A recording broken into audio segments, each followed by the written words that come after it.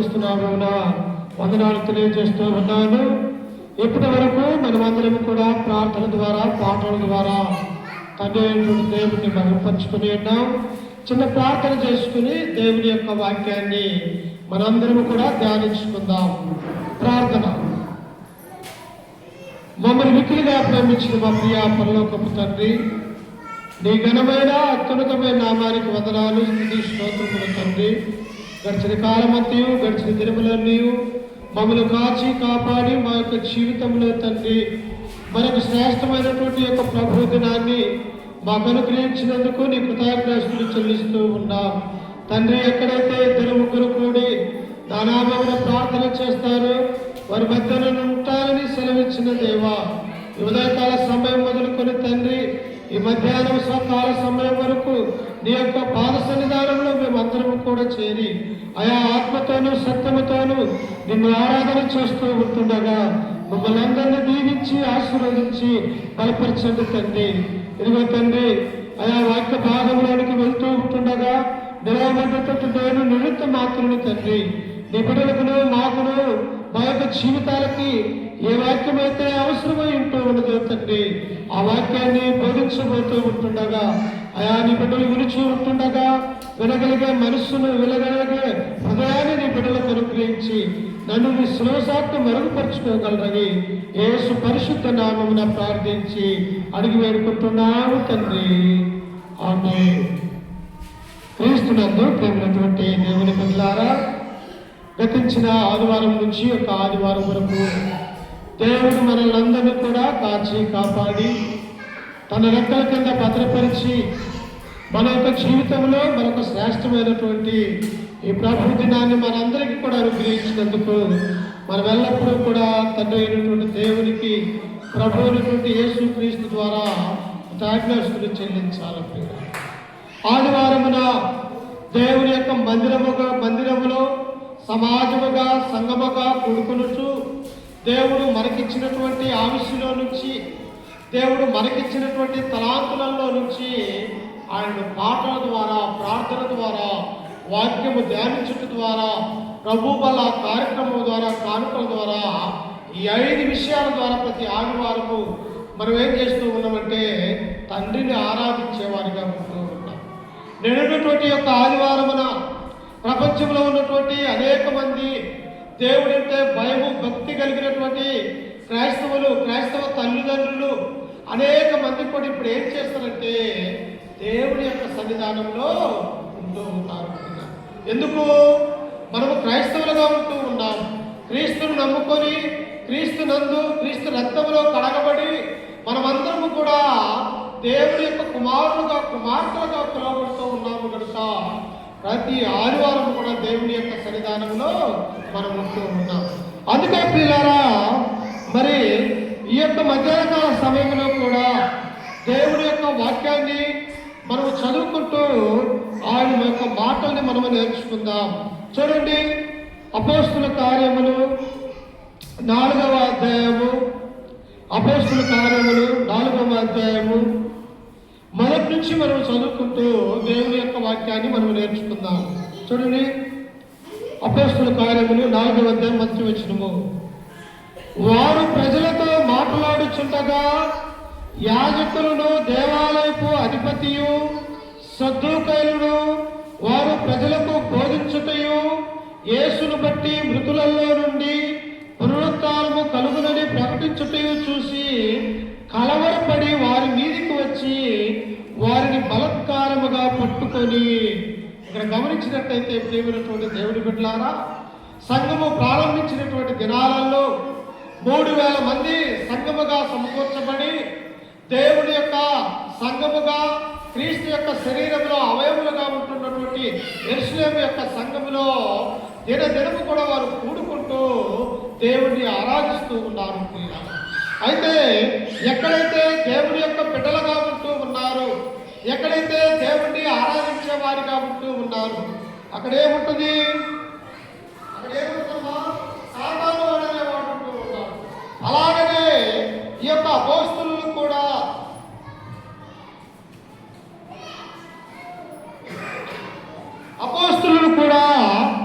వారందరూ కూడా తండ్రి అయినటువంటి దేవుణ్ణి ఆరాధిస్తూ ఉన్నారు.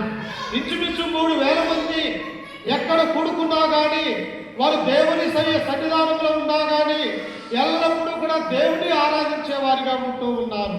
అప్పుడు వారు ప్రజలతో మాట్లాడుచుండగా, వారు అనగా ఎవరు? అపోస్తలులు. అయ్యా, ఈ లోకం అనేది అశాశ్వతమైనది, మన కొరకు ప్రభు అయినటువంటి యేసుక్రీస్తు వారు ఈ లోకానికి వచ్చాడు. నేను ఆ పాపములు తీసివేయడానికి ప్రభు అయినటువంటి యేసుక్రీస్తు వారు ఆ కలువరిలో తన పరిశుద్ధమైనటువంటి రక్తాన్ని మన కొరకు చిందించాడు. మన కొరకు ఆయన మరణించాడు, సమాధి చేయబడి తిరిగి లేచాడు కనుక మనమందరము కూడా క్రీస్తుని నమ్ముకోవాలి అని అలాంటి అనేక మంది కూడా వారు దేవుని యొక్క వాక్యాన్ని తెలియపరుస్తూ ఉన్నారు.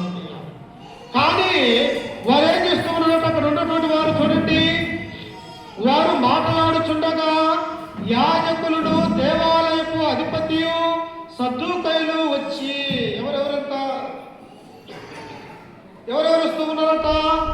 యాజకులు, సద్దూకయులు, ధర్మశాస్త్రోపదేశకులు, వారందరూ కూడా వచ్చి, మీరు యేసుక్రీస్తు గురించి బోధించకూడదు, యేసుక్రీస్తునందు విశ్వాసం కలిగి ఉండాలని ఈ ప్రజలకు మీరు బోధించకూడదు. ఎందుకు?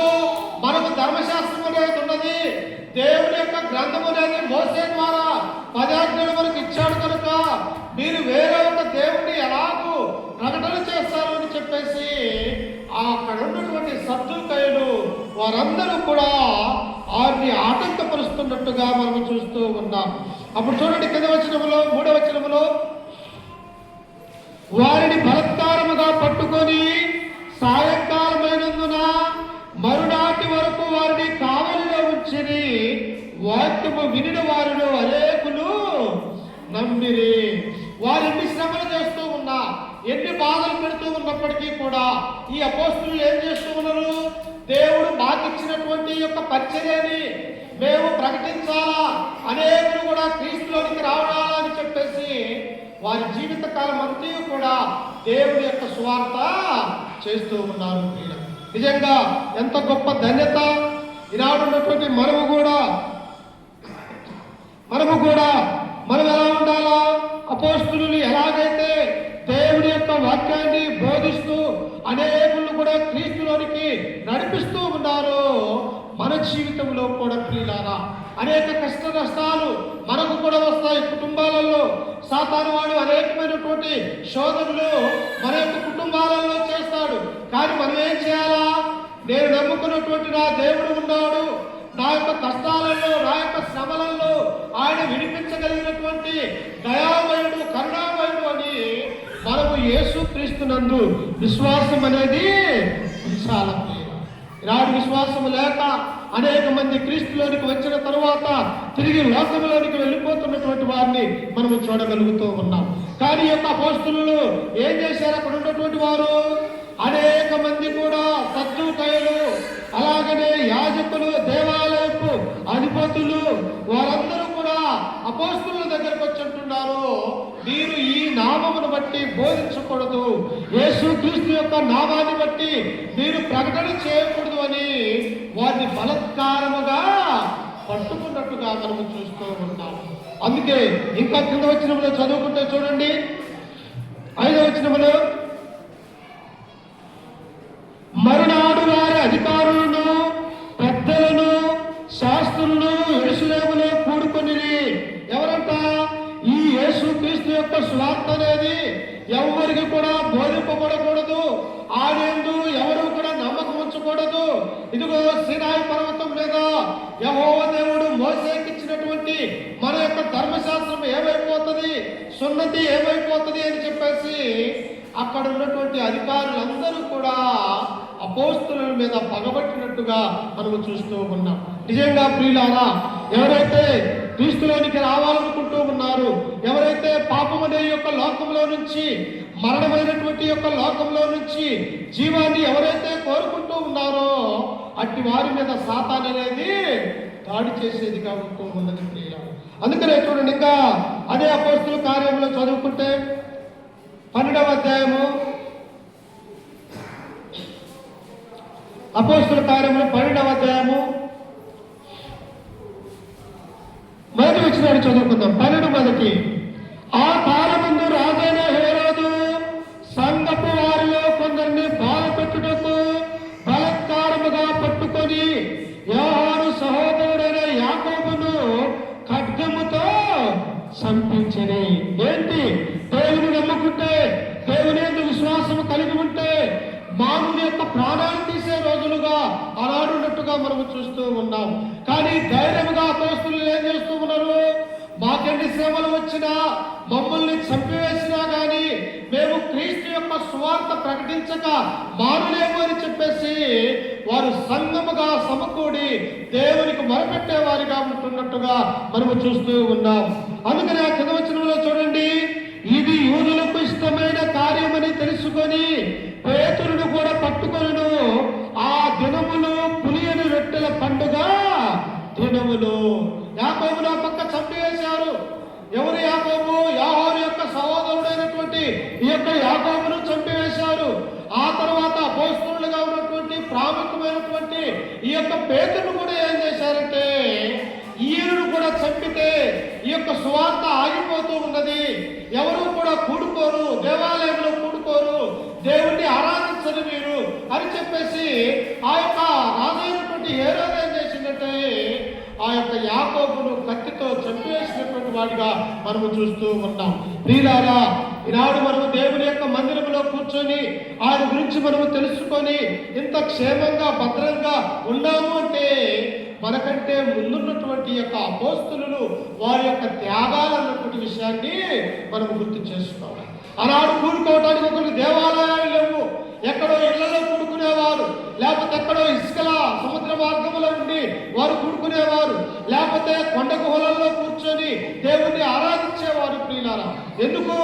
ఎటు నుంచి ఎవరు వచ్చి మమ్మల్ని కొడతారో, ఎటు నుంచి ఎవరు వచ్చి కత్తితో దాడి చేస్తారో అని చెప్పేసి వారు ఏం చేస్తారంటే భయముతో వణుకుతో దేవుణ్ణి ఆరాధించే వారిగా ఉంటూ ఉన్నారు.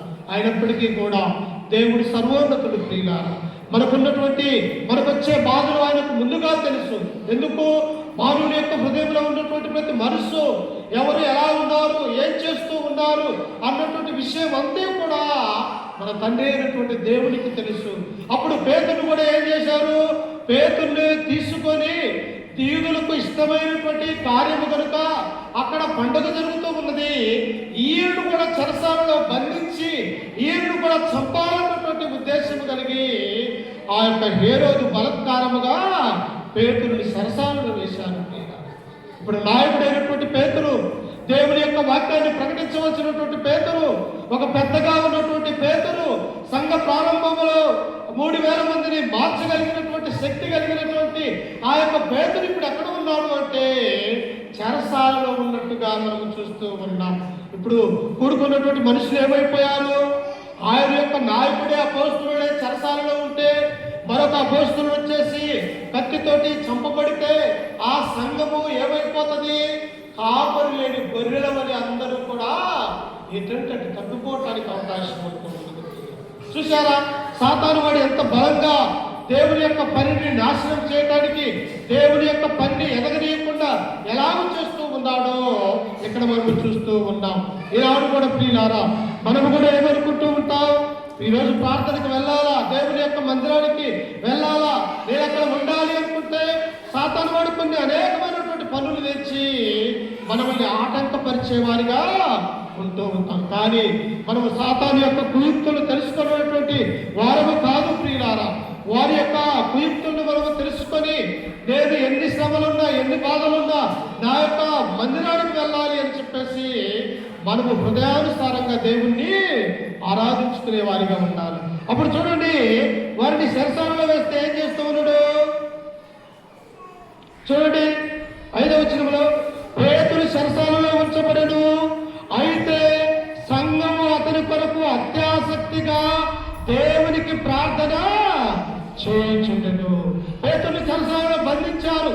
కానీ అక్కడ ఉన్నటువంటి సంఘం ఏం చేస్తూ ఉన్నది? చెదిరిపోయా, అయ్యో మా యజమానులైనటువంటి మా అపోస్తలులైనటువంటి ఈ యొక్క పేతురు చెరసాలలో బంధింపబడి ఉన్నాడు, ఆయన విడిపించాలంటే మా వల్ల ఎవరి వల్ల కాదు. ఎవరి వల్ల అవుతుంది? మనల్ని పుట్టించినటువంటి తండ్రి అయినటువంటి దేవుడు మాత్రమే ఈ యొక్క కార్యము చేయగలడు అని చెప్పేసి వారందరూ కూడా ఏం చేస్తూ ఉన్నారో తెలుసా? దేవునికి ప్రార్థన చేస్తూ ఉన్నారు. చూసారా? అందుకనే దేవుడు ఏమంటాడు? అడుగుడి మీకు ఇయ్యబడును, వెతుకుడి దొరుకుదును, తట్టుడి తలుపు తీసేదని అంటున్నాడు. అంటే మనం అడగాల. మనకున్నటువంటి శ్రమలలో, మనకున్నటువంటి సంతోషములో, మనకున్నటువంటి బాధలలో మనం అందరము కూడా ఏం చేయాలా? దేవుణ్ణి అడిగేవారిగా ఉండాలి. మనకు వచ్చినటువంటి ప్రతి విషయము కూడా ఏం చేయాలంటే దేవుని మీద వేస్తే దేవుడే నీ యొక్క భారాన్ని తీసివేయగలడు. అపోస్తలుడైనటువంటి పేతురు చెరసాలలో బంధింపబడి ఉన్నాడు. కానీ సంఘం ఏం చేస్తూ ఉన్నది? వారు ఊరకలేరు ప్రియులారా, వారు అత్యాసక్తితో దేవునికి ప్రార్థన చేస్తూ ఉన్నారు. అంటే నీ నా జీవితంలో కూడా మనము కూడా ప్రార్థన చేసేవారిగా ఉండాలా. మన ప్రార్థనకు దేవుడు జవాబిస్తాడు అని చెప్పేసి మనం ఎల్లప్పుడూ కూడా ఉదయం చేయాలా, మధ్యాహ్నం చేయాలా, సాయంత్రము పడుకునే ముందు కూడా దేవునికి ప్రార్థన చేసేవారిగా ఉండాలి. అప్పుడు వారు ప్రార్థన చేస్తూ ఉన్నప్పుడు చూడండి, కింద వచనములో 6వ వచనము, హేరోదు అతనిని వెలుపలకు తీసుకుని రావాలి ఉండగా ఆ రాత్రి పేతురు 2 సంఖ్యలతో బంధింపబడి ఇద్దరు రాణుల వారి మధ్య నిద్రించుచుండెను. మరియు కావలి వారు తలుపు ఎదుట చెరసాల కాచుకొని చుండని. ఆ యొక్క సమయంలోనే ఈ రాజైనటువంటి హేరోదు యాకోబు గారిని ఎలాగైతే కత్తితో చంపాడో అలాగనే ఈయనను కూడా చంపాలి అని చెప్పేసి ఆ చెరసాలలో నుంచి బయటకు తీసుకురావాలని ఈ యొక్క హేరోదు ఆలోచన చేస్తూ ఉన్నప్పుడు ఆయన సంఖ్యలతో పేతురు బంధింపబడి ఉంటూ ఉన్నాడు. ప్రియులారా, ఎలా బంధింపబడేట? 2 చేతులకు సంఖ్యలు, కాళ్ళకు సంఖ్యలు, గడవలేనటువంటి స్థితిలో ఉన్నాడు. ఎటు చూసినా సైనికులు ఉంటూ ఉన్నారు. ఈ చెరసాలలో నుంచి పేతురు బయటకు రావాలంటే అసాధ్యము ప్రియులారా. ఎందుకు?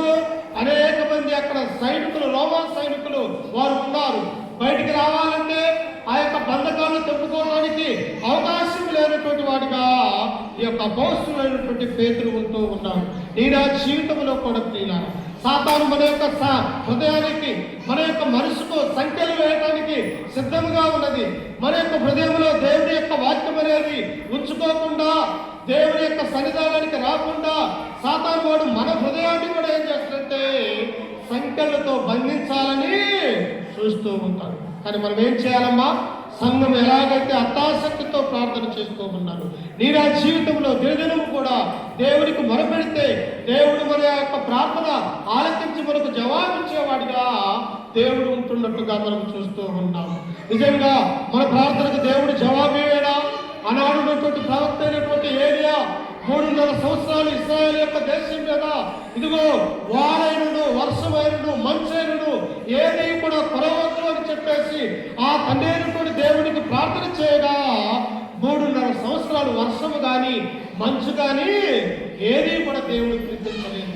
అంటే భూలోకంలో ఉన్నటువంటి ఒక మానవుడి ప్రార్థన పరలోకంలో ఉన్నటువంటి దేవుడు విని 3.5 సంవత్సరాల పాటు ఆ దేశం మీదకి వర్షము కానీ మంచు కానీ ఏది కూడా రానినట్టుగా మనం చూస్తూ ఉన్నాం. అంటే ప్రార్థన అనేది అంత బలంగా ఉండాలా.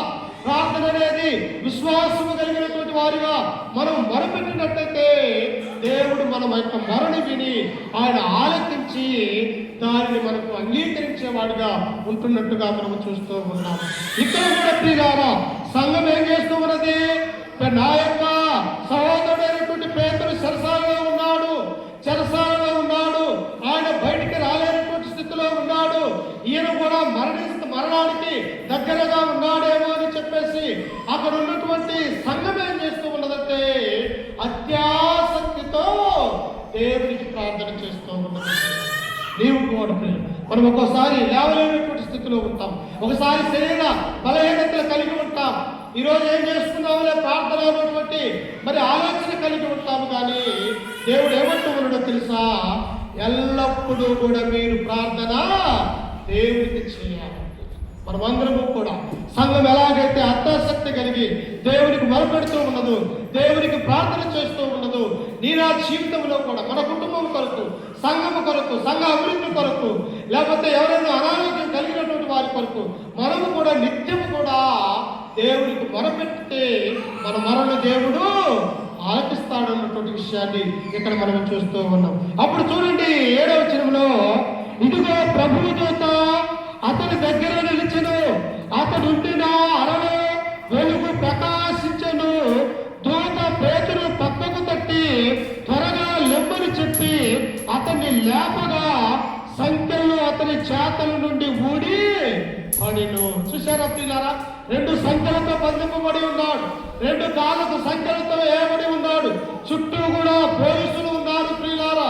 ఈ యొక్క సరసాలలో ఖైదీగా ఉంచబడినటువంటి ఈ యొక్క పేతురు మరొక పక్క సంఘం ఏం చేస్తూ ఉన్నదంటే, అత్యాసక్తితో దేవా మా యొక్క సహోదరుడైనటువంటి పేతురు సంఖ్యలతో బంధింపబడి ఉన్నాడయ్యా, మా యొక్క అపోస్తలుడైనటువంటి యాకోబు ఎలాగైతే హేరోదు చేత చంపబడ్డాడు, ఈయన కూడా చంపబడితే మేమేమైపోతాము అని చెప్పేసి అక్కడ ఉన్నటువంటి వారందరూ కూడా దేవునికి మొరపెట్టినప్పుడు ప్రియులారా, దేవుడు వారి యొక్క మొరను ఆలకించినాడు. అందుకనే దేవుడు ఎవరి మొరను ఆలకిస్తాడమ్మా? విరిగి నలిగిన హృదయం కలిగిన మొరని ఆలకిస్తాడు. అంతేకాదు ప్రభువు ఎవరిని చూస్తాడు? ప్రభువు నీతిమంతుల వైపు చూస్తారు. నా బిడ్డలు నాకు ఎలా మొరపెట్టుకుంటున్నారు, ఏ సమస్యతో వారు నా యొక్కకు వస్తూ ఉన్నారు, వారి యొక్క కుటుంబంలో ఏమున్నది అని చెప్పేసి పరలోకమందు ఉన్నటువంటి దేవుడు నీ యొక్క హృదయాన్ని, నా యొక్క హృదయాన్ని, మన యొక్క ప్రార్థనను వినేవాడిగా ఉన్నట్టుగా మనము చూస్తూ ఉన్నాం. అందుకనే ప్రభు కన్నులు నీతిమంతులు మీదను, ఆయన చెవులు వారి ప్రార్థనల వైపు ఉన్నవి, కానీ కీడు చేయి వారి మీద దేవుడు తన చూపు ఉంచడు. ఎవరైతే ఆయనకి ఇష్టమైనటువంటి బిడ్డలు ఉంటారో, ఎవరైతే ఆయన ప్రేమించేవారు ఉంటారో, వారి యొక్క ప్రార్థన వినడానికి దేవుడు ఎల్లవేళ సిద్ధపట్టు కలిగి ఉంటాడని మనము గుర్తు చేసుకోవాలా. ఇక్కడ పేతురు ఎక్కడ ఉన్నాడు? చెరసాలలో బంధింపబడి ఉన్నాడు. కానీ ఇప్పుడు వారు ప్రార్థన చేయగా ఎవరు వస్తున్నారు పేతురు దగ్గరికి? పరలోకముల నుండి ఒక దూత చెరసాలలో బంధింపబడి ఉన్నటువంటి పేతురు దగ్గరికి వచ్చి, పేతురు నీవు లేచి నా నడువు అని చెప్పేసి ఉంటున్నావు, నువ్వు లేయే అని అంటూ ఉన్నావు, నువ్వు పక్కకు రాని ఆ యొక్క దూత పేతురుతో అంటున్నట్టుగా మనం చూస్తూ ఉన్నాం. చూశారా ప్రియులారా, మానవుడిగా ఉన్నటువంటి మనము మా యొక్క లోకములో మరి ఎప్పుడు ఏం జరుగుతుందో తెలియకపోయినటువంటి మనము మన యొక్క ప్రార్థన దేవుడు వింటాడు అన్నటువంటి విషయాన్ని మనం గుర్తు చేసుకోవాలి. అందుకే కింద వచనంలో చూడండి ఒకసారి, ఆ దూత ఏమంటూ ఉన్నదో 8వ వచనము, అప్పుడు దూత అతనితో నీవు నడుము కట్టుకొని చెప్పులు తొడుక్కునవలెను. అతడు అలాగ చేసిన తరువాత దూత నీ వస్త్రము పైన వేసుకొని నా వెంబడ రమ్మని అతనితో చెప్పెను.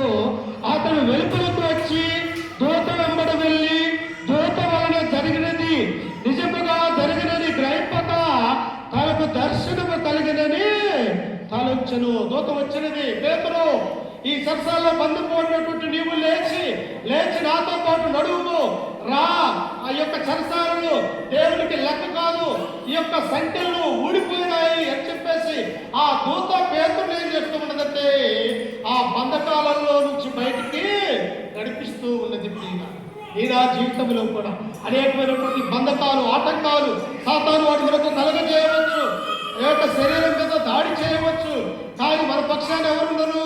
మనము దేవుడికి మొరపెట్టినట్టయితే పేతురు దగ్గరికి ఎలాగైతే తన యొక్క దూతను పంపి ఆయనను రక్షించాలని దేవుడు కోరుకున్నాడు, ప్రియులారా మన జీవితంలో కూడా దేవుడు అద్భుతాలు చేయటానికి అవకాశం ఉంటూ ఉన్నది.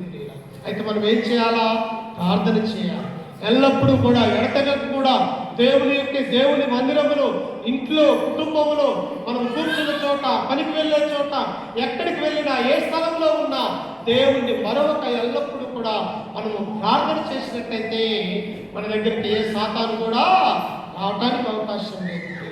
వస్తాడమ్మా మన యొక్క హృదయంలో దేవుని యొక్క మొర వింటూ ఉన్నప్పుడు, మన యొక్క మొరను దేవుడు ఆలకిస్తూ ఉన్నప్పుడు మన దగ్గరికి ఏ సాతాను కూడా రావడానికి అవకాశం లేనట్టుగా మనం చూస్తూ ఉన్నాం. ఇదిగో సంఘము అత్యాసక్తితో దేవునికి మొరపెట్టగా పేతురు యొక్క సంఖ్యలు ఏమైపోయిందంటే ఊడిపోయినాయి. సంఖ్యలు ఎలా ఉంటాయి? ఇనప సంఖ్యలతో ఉంటాయి. అది వేసినటువంటి వారు మాత్రం తీయాలి కానీ వేరొకరు తీయటానికి లేదు. చుట్టూ కూడా సైనికులు ఉంటూ ఉన్నారు. కానీ దేవుని యొక్క దూత అక్కడికి వచ్చి ఆ సంఖ్యలను తెంపివేసి నాతో పాటు బయటికి రా పేతురు అని చెప్పేసి ఆ పేతుర్ని వెలుపలికి తీసుకుని వచ్చింది. అప్పుడు పేతురు అనుకుంటూ ఉన్నాడు, ఇది దర్శనము కావచ్చేమో, ఇది కళ కావచ్చేమో, ఇది నిజంగా జరుగుతూ ఉన్నదా అని చెప్పేసి ఆయనే ఆశ్చర్యపడేవాడుగా ఉంటూ ఉన్నాడు ప్రియులారా. అందుకే మన దేవుడు ఎలాంటి వాడు తెలుసా? ఆయన ఆశ్చర్యపరుడు, ఆలోచనకర్త, బలవంతుడైనటువంటి దేవుడు, నిత్యుడగు తండ్రి అని ఆయన పేరు. అంటే మనం నమ్ముకున్నటువంటి దేవుడు ఎట్టి అద్భుతాలైన చేయగల సమర్థుడు. ఇదిగో మనల్ని తలగానే ఉంచుతాడు కానీ తోకగా ఆయన అన్నిటికీ కూడా ఉంచడు ప్రియులు. ఎందుకో తెలుసా? మనం ఆయన యొక్క కుమారులుగా, ఆయన యొక్క కుమార్తెలుగా, ఈ లోకంలో క్రైస్తవులుగా, నిజమైనటువంటి ఆయన బిడ్డలుగా ఆయన యొక్క సన్నిధానంలో మనము పొరపెడుతూ ఉన్నాము కనుక దేవుడు మనల్ని దీవించటానికి, మన కుటుంబాలను ఆశీర్వదించడానికి ఆయన సిద్ధపాటు కలిగి ఉన్నాడని మనం గుర్తు చేసుకోవాలి. అప్పుడు చూడండి, పేతురుకు తెలివి వచ్చినప్పుడు 10వ వచనములో 10వ వచనం చదువుమా.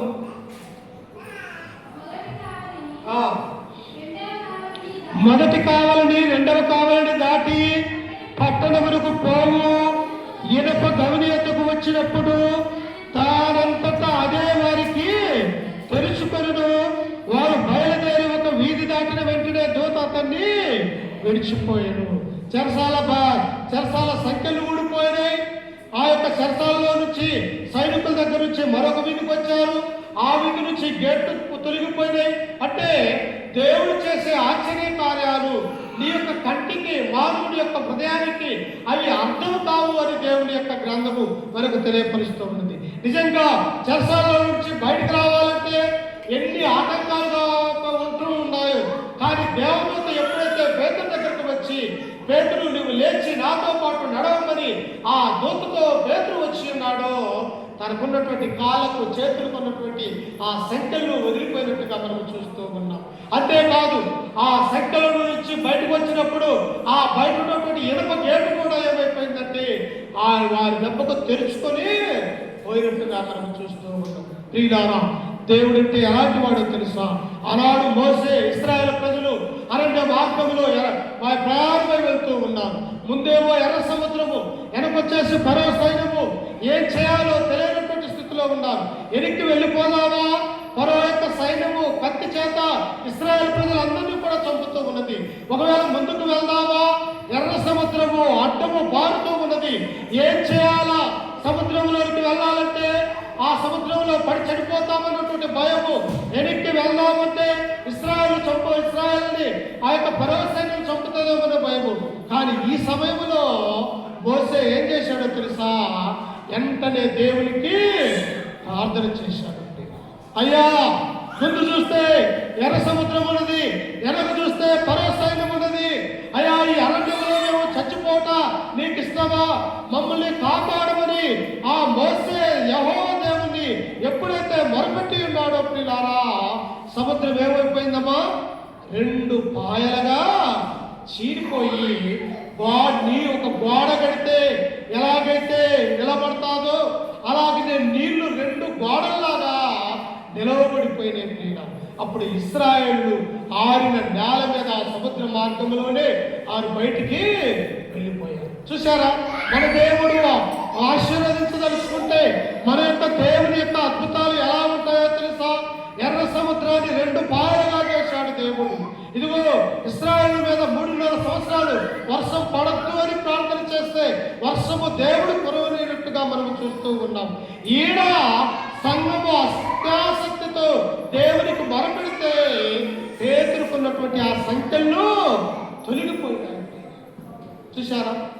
మనకున్నటువంటి పాపాలను దేవుడు తీసివేయటానికి పరలోకంలో ఉండి మనిషి కుమారుడిగా, లోకరక్షకుడిగా, దేవుని యొక్క కుమారుడిగా మనలందరినీ కూడా పరలోక రాజ్యానికి తండ్రికి కుమారుగా, కుమార్తెలుగా చేయటానికి ప్రభు అయినటువంటి యేసుక్రీస్తు నీ కొరకు, నా కొరకు ఒక గొర్రె పిల్లలాగా ఈ లోకానికి వచ్చినటువంటి వాడిగా మనం చూస్తూ ఉన్నాం. ఎందుకు మనము యేసుక్రీస్తునందు ప్రార్థన చేయాలా? ఎందుకు ఆయన నమ్ముకోవాలా? ఎందుకు ఆయన ఎందుకు విశ్వాసం కలిగి ఉండాలంటే ఇదిగో ఇంటి అద్భుతాలు నీ జీవితంలో నా జీవితంలో జరగాలి అంటే మనము ప్రార్థనము చేసేవారిగా ఉండాలి. ఈనాడు చూడండి, ప్రార్థన చేయాలంటే ఎంతో కష్టంగా ఉంటూ ఉన్నది. ఒక 5 నిమిషాలు 10 నిమిషాలు దేవుని యొక్క సన్నిధానంలో ఆయన మనం మోకరించి ఆయన యొక్క సన్నిధిలో మనం ప్రార్థన చేసినట్లయితే ఆయన మనకు అన్నీ కూడా సమస్తమును కూడా ఇచ్చేవాడిగా మన యొక్క దేవుడు ఉన్నట్టుగా మనం చూస్తూ ఉన్నాం.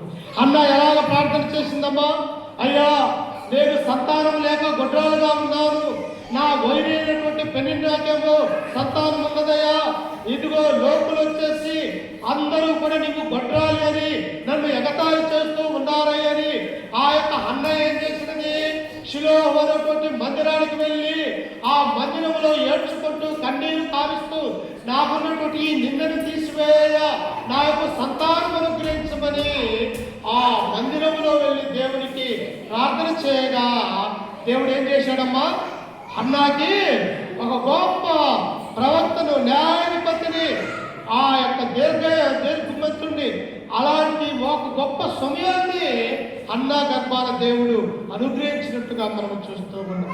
అంటే పట్టుదలగా ప్రార్థన చేస్తే, పట్టుదల కలిగి దేవుడి ఎడల మనము కృతజ్ఞత కలిగి ఆయనకు మొరపెట్టినట్లయితే ప్రార్థన అన్నిటికీ అంగీకారము అని దేవుని యొక్క వాక్యం మనకు సెలవిస్తూ ఉన్నది. అప్పుడు చూడండి, కింద వచనంలో చదువుకుంటే 11వ వచనము, పేతురుకు తిరిగి వచ్చి ప్రభు తన దూతను పంపి హేరోదు చేతిలో నుండి యూదులను ప్రజలు నాకు చేయనుద్దేశించిన వాటన్నిటి నుండి నన్ను తప్పించి ఉన్నాడని ఇప్పుడు నాకు నిజముగా తెలియని అనుకొనెను. అప్పుడు అనుకుంటూ ఉన్నాడు, అయ్యో హేరోదు చేతిలో నుంచి నా దేవుడు నన్ను తప్పించాడు, మరణములో నుండి ఇదిగో కొన్ని నిమిషాలలో నేను మరణమైపోతూ ఉన్నాను, మరణములో నుండి నన్ను తప్పించాడు, యూదులలో పడకుండా నన్ను తప్పించాడు అని అప్పుడు పేతురు ఏం చేశాడో తెలుసా, తిరిగి ఎక్కడైతే సంఘం ప్రార్థన చేస్తూ ఉన్నదో తిరిగి అదే స్థలానికి పేతురు అక్కడికి వెళ్తూ ఉన్నాడు. ఆయన ప్రార్థన ఆపాడా, దేవుడి యొక్క స్వార్థ ప్రకటించటము పేతురు ఆపాడా, ఎక్కడా కూడా ఆపలా. ఎందుకో తెలుసా, నేను నమ్ముకున్నటువంటి దేవుడు గొప్పవాడు, ఆయన నిన్ను శ్రమలలో నుంచి మరణములో నుండి బయటకు వినిపించగలిగినటువంటి సమర్థుడు అని పేతురు నమ్ముకొని ఆ చెరసాల సంఖ్యలు బద్దలైపోయినాయి. తిరిగి ఎక్కడికి వచ్చాడంటే ఇదిగో ప్రార్థన చేసే సంఘం దగ్గరకు ఆయనకు వచ్చినట్టుగా మనం చూస్తూ ఉన్నాం. మనమైతే ప్రియులారా శ్రమ రాగానే ఏమంటాము, ఏం దేవుడయ్యా, దేవుడే ఉండేవాటైతే నా జీవితంలో ఇన్ని శ్రమల, ఇన్ని బాధల, ఇన్ని ఇరుకుల, ఇబ్బందుల అని చెప్పేసి మనమైతే దేవుడి మీద నింది వేసేవారిగా ఉన్నాం. కానీ పేతురు అలా అనలేదు ప్రియులారా. ఏమంటూ ఉన్నాడో తెలుసు, కింద వచ్చిన 11వ వచనంలో, పేతురుకు తెలివి వచ్చి ప్రభు తన దూత పంపి హేరోదు చేతిలో నుండి యూదులను ప్రజలు నాకు చేయనుద్దేశించిన వాటి నుండి నన్ను తప్పించి ఉన్నాడు. నీ శ్రమలను దేవుడు చూస్తూ ఉన్నాడు, నీ బాధలను దేవుడు చూస్తూ ఉన్నాడు. నిన్ను తప్పించటకు ఆయన సరైనటువంటి మార్గాన్ని కూడా దేవుడే చూస్తున్నాడని మనం గుర్తు చేసుకోవాలనుకున్నాడు. అందుకని దేవుడు ఏమంటాడు, నేనే మార్గమును, నేనే సత్యమును, నేనే జీవమునే ఉన్నాను. దేవుడే మార్గము, దేవుడే సత్యము. ఆయన నమ్ముకున్నటువంటి వారు ఏ ఒక్కరూ కూడా మరి ఏమైపోయారు, ఏ ఒక్కరూ కూడా మరి బాధపడరు. ఆయన నమ్ముకున్నటువంటి బిడ్డలందరూ కూడా సంతోషంతోనే ఉంటారు. కొన్ని శ్రమలు వచ్చినప్పటికీ కూడా శ్రమలలో నుంచి విడిపించగలిగినటువంటి ఒక గొప్ప దేవుడు ఎవరంటే మన ప్రభు అయినటువంటి యేసు క్రీస్తు అన్నటువంటి విషయాన్ని మనం జ్ఞాపకం చేసుకోవాలి. ఇప్పుడు సంఘం అత్యాసక్తితో ప్రార్థన చేయగా సంఖ్యలు బద్దలైపోయినట్టుగా మనం చూస్తూ ఉన్నాం. ఒక పక్క అపోస్తలుడైనటువంటి యాకోబును చంపించినప్పటికీ కూడా పేతురును దేవుడు కాపాడినటువంటి వాడిగా మనం చూస్తూ ఉన్నాం. నా జీవితంలో కూడా ప్రియులారా మనమందరము కూడా మన కుటుంబంలో లేకపోతే మనకు వ్యక్తిగతంగా ఎన్ని శ్రమలు వచ్చినా ఎన్ని వచ్చినప్పటికీ కూడా ప్రార్థన అనేది మనము మానుకోకూడదు. దానియేలు అన్నారు, అయ్యా 30 దినముల వరకు ఏ ఒక్కడు కూడా ఇదిగో నీకు తప్ప ఏ ఒక్కరికి కూడా దేవుడికి ప్రార్థన చేయకూడదని ఆ యొక్క దేశంలో చెప్పాడు. కానీ దానియేలు విన్నాడా? ఎప్పటిలాగానే తన ఇంటికి వెళ్ళాడు, మోకరించాడు, ముమ్మారు దేవునికి రోజుకు 3 సార్లు ప్రార్థన చేసినటువంటి వాడిగా మనము చూస్తూ ఉన్నాం. మనము ప్రియుల చేతనైతే ఉదయకాల సమయంలో, ఆ తర్వాత మరి పగలైతే మనం పనికి వెళ్తూ ఉంటాం కనుక రాత్రికాల సమయంలో ఉదయం సాయంత్రం ఈ 2 సార్లు అయినా కూడా మన జీవితంలో ప్రార్థన చేసుకున్నట్లయితే దేవుడు మనకు విశ్వాసాన్ని అనుగ్రహిస్తాడు, మన యొక్క కుటుంబాలను దీవించుతాడు, మన కుటుంబాన్ని ఆశీర్వదించుతాడని మనం గుర్తు చేసుకోవాలి. చూడండి, చివరికి ఒక మాట చదువుకొని ముగించుకుందాం. ఫిలిప్పీయులకు రాసినటువంటి పత్రిక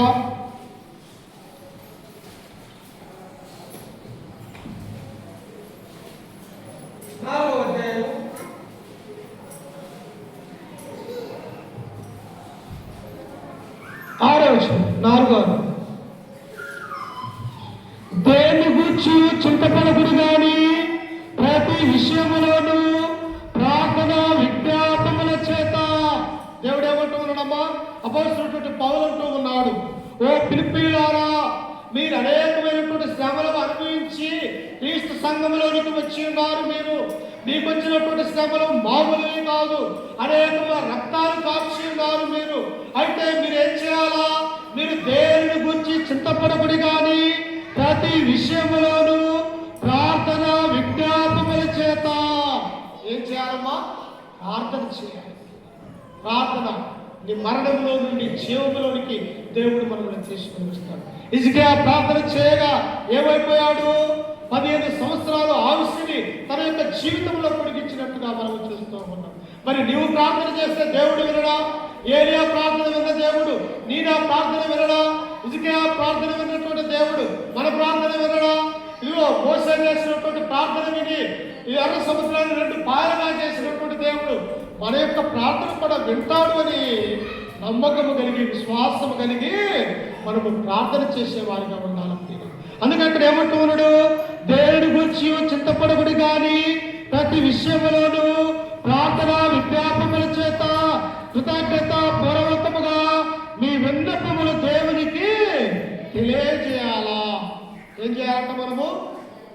మన విన్నపాలని, మనకు వచ్చిన బాధల్ని, మనకు వచ్చిన శ్రమలని, మనకు వచ్చిన జబ్బులని, లేకపోతే మనకు అవసరమైనటువంటిని, లేదా నా యొక్క కుమారుల కొరకు, నా యొక్క కుమార్తెలకు మంచి ఉద్యోగాలు రావాలా, మంచి చదువుకోవాలా, లేకపోతే మంచి వ్యాపారంలో లాభం రావాలా, ఈ విధమైనటువంటి ఏదైనప్పటికీ కూడా మన యొక్క ప్రార్థన విజ్ఞాపములు దేవునికి తెలియజేస్తే దేవుడు మన ప్రార్థనని విని ఆలకించి మనల్ని ఆశీర్వదించేవాడిగా ఉంటాడు. కనుక సంఘము ప్రార్థన చేయగా పేతురు సంఖ్యలు బద్దలైపోయినట్టుగా మనము చూస్తూ ఉన్నాం. హన్నా ప్రార్థన చేయగా దేవుడు మంచి గర్భఫలాన్ని హన్నాకి ఇచ్చినట్టుగా మనము చూస్తాం. మోసే ప్రార్థన చేయగా ఎర్ర సముద్రాన్ని 2 పాయలుగా దేవుడు చేసి ఉన్నాడు. హిజ్కియా ప్రార్థన చేయగా మరణకరమైనటువంటి రోగము పోయి 15 సంవత్సరాల ఆయుష్ని దేవుడు పొడిగించినటువంటి వాడిగా మనము చూస్తూ ఉంటాం. కాబట్టి ప్రార్థన చేసేటప్పుడు ఎలా చేయాలా? విశ్వాసము కలిగి, దేవుడు నాకు ఇస్తాడు, నేను పొందుకోగలను, నాకు ఇచ్చాడు అని విశ్వాసం కలిగి, నమ్మకము కలిగి, ధైర్యము కలిగి మన విన్నపాలు దేవుడికి తెలియజేస్తే దేవుడు నిన్ను జీవించటానికి సిద్ధముగా ఉన్నాడని మనం గుర్తు చేసుకోవాలి. శ్రమలు వచ్చినప్పుడు కుంగిపోకూడదు ప్రియులారా. శ్రమలు వస్తాయి. ఏపుకు వచ్చినటువంటి శ్రమలు సామాన్యమైనటువంటివి కావు. మనకు వచ్చేయండి కేవలం చిన్న శ్రమలే మనకు వచ్చాయి. కానీ ఏపుకు మరణకరమైనటువంటి జబ్బు వచ్చినది. అయినప్పటికీ కూడా దేవుని వదిలివేయక, దేవుని విశ్వాసం కలిగి, నమ్మకము కలిగి, నా ప్రాణం పోయినా పర్వాలేదు కానీ నా దేవుడికి ప్రార్థన చేయడం నేను మాన్ను అని ఏపు ప్రార్థన చేసినట్టుగా మనం చూస్తూ ఉన్నాం. కాబట్టి మనమందరం కూడా క్రైస్తవులుగా, క్రీస్తుని నమ్ముకున్నటువంటి వారిగా, దేవుని యొక్క కుమారులుగా, కుమార్తెలుగా ప్రతి నిత్యము కూడా మన సంఘం కొరకు, దేశం కొరకు, రాష్ట్రం కొరకు, ప్రపంచం కొరకు, మానవాళి కొరకు మనం అందరం కూడా ప్రార్థన చేయాలి. యేసుక్రీస్తు వారు కూడా ప్రార్థన చేశాడు. ఎక్కడికి వెళ్ళాడు? గెత్సేమనేటువంటి తోటలోనికి వెళ్ళాడు, కొండకు వెళ్ళాడు ప్రార్థన చేయడానికి. ఆయన మోకరించాడు, తండ్రైనటువంటి దేవుడికి మొరపెడుతూ ఉన్నాడు. యేసుక్రీస్తు అంతటోడే ప్రార్థన చేస్తే మనం ఎందుకు చేయలేకపోతూ ఉన్నాం? కాబట్టి పేతురుని ఎలాగైతే చెరసాల సంఖ్యల నుంచి బద్దలైపోయి తన క్షేమంగా సంఘానికి వచ్చి ఉన్నాడు, నీవు నేను ప్రార్థన చేసినట్లయితే ఉన్నతమైనటువంటి మేలును పొందుకోవాలని చెప్పేసి ఈ వాక్యం ద్వారా మిమ్మల్ని హెచ్చరిస్తూ ఈ మాటలను నేను కూడా హెచ్చరిక చేసుకుంటూ ఓపికతో మీ అందరికీ మన రక్షకుడు ప్రభు అయిన యేసుక్రీస్తు నామమున వందనాలు తెలియజేస్తూ ఉన్నాను. ప్రియుల చిన్న ప్రార్థన చేసుకుని అతని పని ఆరాధన కార్యక్రమం ఉన్నది, ప్రార్థన చేసుకుంటాం. సకలాసు వరకు కారణాభూతుడైన మా ప్రియాత్మలో కొన్ని తండ్రి, నీ ఘనమైన అత్యున్నతమైన నామానికి వందనాలు, స్తుతి స్తోత్రములు తండ్రి. గడిచిన కాలమంతా, గడిచిన దినములన్నీ మమ్మల్ని కాచి